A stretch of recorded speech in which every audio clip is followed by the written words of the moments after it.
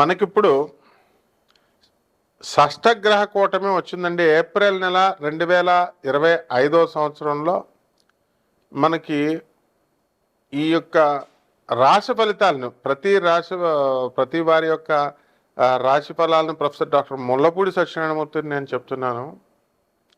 ముందుగా మనకి ఏప్రిల్ నెలలో ఉండేటటువంటి గ్రహస్థితి మనకి ఏ విధంగా ఉంటుందంటే, మొన్నటిదాకా షష్టగ్రహ కూటమి బుధ, రాహు, శని, రవి, ఆ తర్వాత శుక్ర గ్రహాలు మీన రాశిలో ఉండడం, ఆ తర్వాత గురుగ్రహము వృషభ రాశిలో ఉండడము, కేతువు కన్యారాశి, ఆ తర్వాత చక్కగా మనకి కుంభరాశిలో శని గ్రహాలు ఉంటున్నాయి కదా. ఇప్పుడు ఏప్రిల్ నెలలో మనకి మారేది ఒకే ఒక గ్రహం అండి. మార్చి 29న 2025 సంవత్సరంలో మనకి శని మారుతున్నాడు కుంభరాశి నుంచి మీన రాశికి.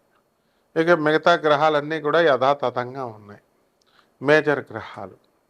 కాబట్టి ఈ యొక్క మార్చి 14 తర్వాత మనకి ఏప్రిల్ 14 వరకు రవి మీన రాశిలో ఉంటాడు.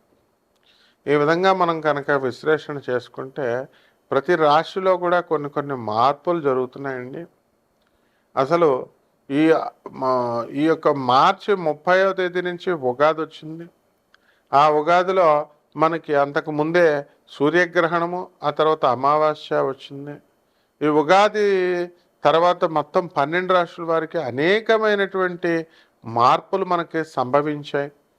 ఈ విధంగా ఈ మార్పుల్లో చాలామంది ఈ యొక్క రాశుల వారు అక్రమ సంబంధాలు ఉన్నటువంటి వాళ్ళు వదిలేసుకోవడము, కొంతమంది కొత్తగా అక్రమ సంబంధాలు కల్పించుకోవడం. ఎంత మంచి చెప్పినప్పటికీ కూడా గురువులు చెప్తున్నారు, ఆనరబుల్ జడ్జెస్ చెప్తున్నారు, పోలీసు వాళ్ళు చెప్తున్నారు, ఇళ్లలో వాళ్ళ తల్లిదండ్రులు అంతా చెప్తారు, అయినా కూడా తెలియకుండా వాళ్ళు మేనేజ్ చేస్తున్నారనమాట. ఈ ఫోన్స్ వచ్చేసి వీటితో చాలా ఈజీ అయిపోయింది ఇలాంటివన్నీ కూడా. అలాగే ధన ఆదాయాల విషయం దగ్గరికి వచ్చేసరికి మరి భారతదేశంలో ఉండాలా, మనం చక్కగా చదివినటువంటి చదువును మనం మంచిగా చక్కగా దేశానికి అంకితం చేద్దాం అనేటటువంటి స్పృహ లేకుండా మొత్తం అందరూ కూడా ఏం చేస్తున్నారంటే, విదేశాలకు వెళ్ళాలా, అమెరికా వెళ్ళాలా, ట్రంప్ అడ్డొచ్చినా సరే మనం వెళ్ళిపోవాలి, వేరే దేశాలకు వెళ్ళిపోవడానికి మనమే ఐడియా వేస్తున్నాం. బాబు ట్రంప్ ఆయన రావద్దు, వద్దు మర్రో అని అన్నం పెడుతుంటే మీరు ఎందుకు వేరే దేశాలకు పోండి మనమే ఐడియాలు ఇస్తున్నాం మాస్టర్లు.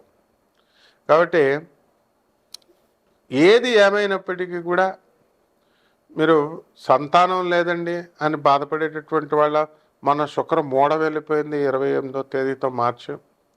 ఒకటి గ్రహాలన్నీ కూడా పటిష్టంగా పనిచేయడం ప్రారంభించాయి. మొత్తం 12 రాశుల వారికి కూడా ఏ వ్యాపారాలు మనం స్టార్ట్ చేసుకోవాలి, ఏ వ్యాపారాల్లో మనం సక్సెస్ అవుతాం, వీటన్నిటికీ కూడా మూల కారణం ఎథిక్స్, మారల్స్. ఇవి లేకుండా మీరు ఎంత పునాదులు వేసుకున్నప్పటికీ కూడా మీకు జరగవు. ఏమన్నా గురుగారు మీరు చెప్పినట్టు వింటామండి, మేము చాలా చక్కగా చేసుకుంటామండి, ఏ రెమెడీస్ చెప్పండి అని చాలామంది అడుగుతూ ఉంటారు. గురువు అనేది మీ ఇష్టం వచ్చినట్టుగా పదాన్ని ప్రయోగించకూడదు నాయన. గురువు అనేది సంథింగ్ వెరీ హై అనమాట. అది ఆ లెవెల్లో చాలా జాగ్రత్తగా మనం గురువు అనేటటువంటి మనం నమ్మామనుకోండి, ఆ మాట ఇచ్చామనుకోండి గురువు అని, ఆ గౌరవం ఇవ్వాలా. శ్రీకృష్ణ పరమాత్మ సాందీపని మహర్షిని గురువుగా ఆయన చెప్పినప్పుడు ఆయన ఏది చెప్తే అది చేసేవాడనమాట. అంత గౌరవం ఉండాల. అలాగే మనకి ఈ యొక్క చాలా తెలివితేటలు ఎక్కువైపోయినాయండి జనాలకి. యూట్యూబ్లు చూసేసి ఈడేం చెప్పాడు, ఆ జ్యోతిష్కుడు ఏం చెప్పాడు. ఇప్పుడు కోయోడు కూడా చెప్తున్నాడు, ఆడు ముందు బ్రహ్మశ్రీ అని పెడుతున్నారు ఛానల్ వాళ్ళు, ఏంటంటే వ్యూస్ కావాలని చెప్పి. కోయోడుకు బ్రహ్మశ్రీ ఏంటండి, ప్రపంచ ప్రఖ్యాత అని ఒకడు పెట్టుకుంటాడు, ఐకాన్ ఆస్ట్రాలజర్ అని ఒకడు పెట్టుకుంటాడు. ఇలా రకరకాల ఎవడు లెజెండరీస్. వీళ్ళంతా ఏం చదివారు అసలు, వీళ్ళ గురువులు ఎవరు అసలు వీళ్ళు? సో ఈ విధంగా మనకి and what they are telling, వీళ్ళు ఏం చెప్తున్నారండి, జ్యోతిష్కులందరినీ మెస్మరైజ్ చేసేసాం, ఎప్రటైజ్ చేసేసాను, నా దగ్గరికి వచ్చేస్తారు, నేను చాలా గొప్ప, నేను ఈ మందు ఇస్తాను, మరుగు మందు ఇస్తాను, వశీకరణం చేస్తాను, ఇలా రకరకాల ఇది వచ్చింది. కాబట్టి ఇవన్నీ కూడా మీరు they are fit for nothing అనమాట. And when you open your mouth, మనం men can assess. So people are very wise. We have to propagate the glories of our Gurudev, Jagadguru Adi Shankaracharya. And మీ విదేశాలకు వెళ్ళడం గొప్ప కాదు, అక్కడ ఎథిక్స్ నేర్పించి పంపించాలి తల్లిదండ్రులు. ఆ విధంగా ఇప్పుడు ఉన్నటువంటి ఏప్రిల్ నెలలో ఉన్నటువంటి గ్రహస్థితులను బట్టి మనకు జరగబోయేటటువంటి రాశి ఫలితాలని ఏప్రిల్లో ద్వాదశ జ్యోతిర్ల రాశుల వారికి కూడా ఏ ఏ రాశి వారికి విడివిడిగా ఎలా జరగబోతుంది అన్నది మనం ఈ వీడియోలో తెలుసుకుందాం. ధనుస్సు రాశి. ఈ ధనుస్సు రాశి వారందరికీ కూడా ఏప్రిల్ నెల 2025 సంవత్సరంలో మనకి శుభగడియల దగ్గరికి వచ్చేస్తున్నాయి అన్నమాట. మనకి ఇంకా కొంత ఈ యొక్క అప్పుల బాధలు, తర్వాత ప్రేమ వ్యవహారాలు, ఇంకా ఆకర్షణలో ఉండిపోతారు ధనుసు రాశి వాళ్ళు. వ్యాపారాలు చేయండి రా బాబు అని తల్లిదండ్రులు పొలాలు తాగట్లు ఎట్టిస్తే నాలుగు డబ్బులు సంపాదించి ఒక శుభ్రంగా మంచిగా అయిన తర్వాత దేన్నో దాన్ని సెటప్ పెట్టేసుకుంటే పిల్లల తల్లిని అట్లా అది ఏమన్నా మంచిది అనుకుంటే అదేమో నాకు 35 సంవత్సరాలు అని ఏ సంవత్సరంలో అడిగినా నేను ఎప్పుడు చూసినా 35 సంవత్సరాలు అంటది. అది దాని కూతురికి అడ్డగాడిది లేక 32 సంవత్సరాలు ఉన్నాయి.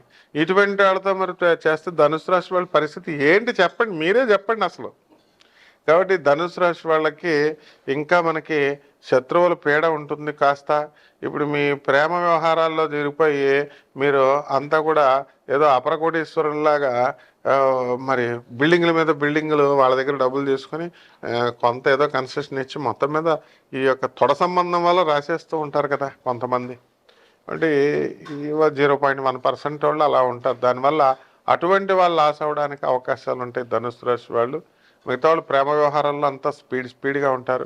వృత్తి వ్యాపార ఉద్యోగ విషయాల్లో మీకు డోకా లేదు. అలాగే శని రాహువులు ఇద్దరు కూడా అర్ధాష్టమంలో ఉంటారు. మరి ఈ యొక్క కేతువు యొక్క పరిస్థితి కూడా అంతంత మాత్రంగా ఉంది. కాబట్టి సముద్ర వ్యాపారాలు, ఎక్స్పోర్ట్స్ ఇంపోర్ట్ బిజినెస్లు అలాగే ఉంటాయి. ఎలక్ట్రానిక్స్ ఇండస్ట్రీలో ఉన్న వాళ్ళు మట్టి కట్టుకుపోతారు.